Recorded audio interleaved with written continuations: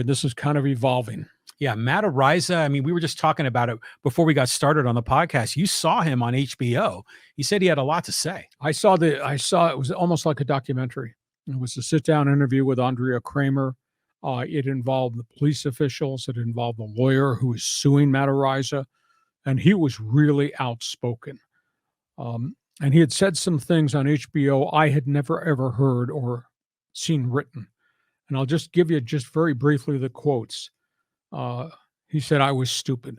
What I did in that 15-minute window of my life at that party, I was stupid." That's the first time I've ever heard him admit that he was dumb for what he did. Quote, "The woman came on to me. Quote, it was her intention to have sex. Quote, she told me she had sex with other men. Quote, she said she was of legal age. It was consensual. We went back to the house after we had 2 sexual liaisons. She was not drunk. She was not unstable." That's what he said. He turned around and he condemned the media. I saw a video clip of Stephen A. Smith, who was screaming on ESPN, "Gang rape. You're going to jail." Judge and jury on ESPN, loudmouth. I thought that was really unfair. Saw another film clip of Pat McAfee, internet sensation.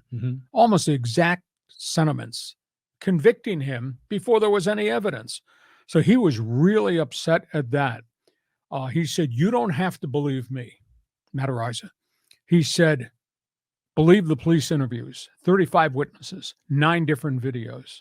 Believe the documentation the police have from the witnesses that this girl was going around that house saying, telling men to F me. Believe me, I was never in that house. There's no video. There's no conversation. All of her friends said I was never in that house. Believe me." And you could almost get the feel he had to bite his tongue to say more.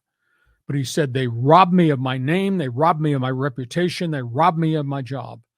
And then he said, "I am suing that lawyer for defamation of character," because that lawyer went on social media and kind of convicted him before the investigation was ever completed, before the information was ever made available. It was pretty strong stuff and pretty specific stuff. I mean, if he's suing people, why would you not go after Stephen A. Smith? I saw what Stephen A. Smith said. I thought that was just bleeping irresponsible. Yeah, it was tough. I mean, especially we, gotten to know Matt Araiza as he rose up and became the punk god. But I'll tell you what, it's interesting that he is fighting back so aggressively. Usually in these situations, even if the guy maybe wasn't at fault, they typically like to sort of let the story fade away. But Araiza's standing up for this, and he's innocent. It was consensual. If we believe everything that they've said, he should be standing up for his own reputation and his own credibility, because he's got a big time career right in front of him. And a lot of those teams have been spooked to sign him. Andrea Kramer talked to 6 different NFL general managers and just got a wide variety of anonymous responses. One said, "I have a 14-year-old daughter. I could not sign him." Another said, "The women in my front office would be really upset if I signed him." Another said, "What's the truth that's going to come out in the lawsuit if it ever goes front and center?"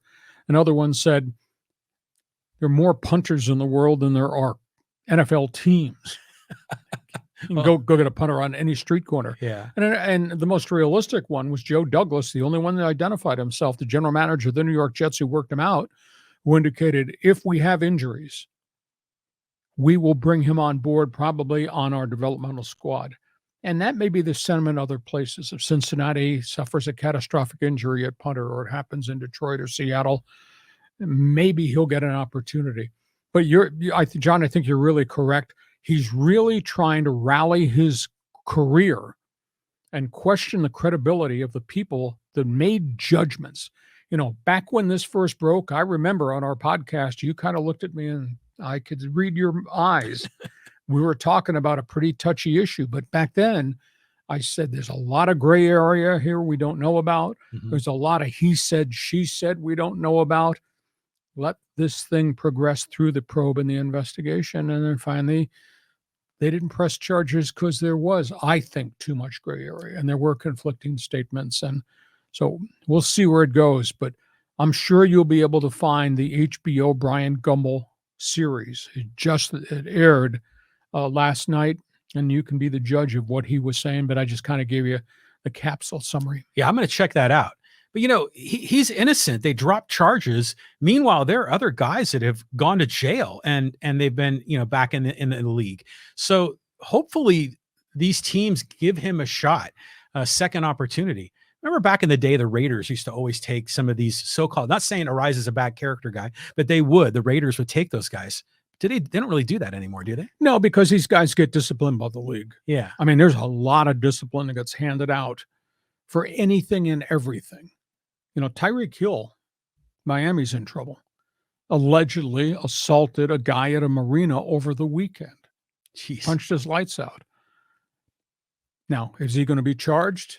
Supposedly, he's going to be charged for assault. Well, that goes in front of the league. Mm-hmm. And all these guys who create minor stupid things, create major incidents, do something horrific like Henry Rugg of the Raiders, the 153-mile-an-hour drunk driving accident that killed a woman.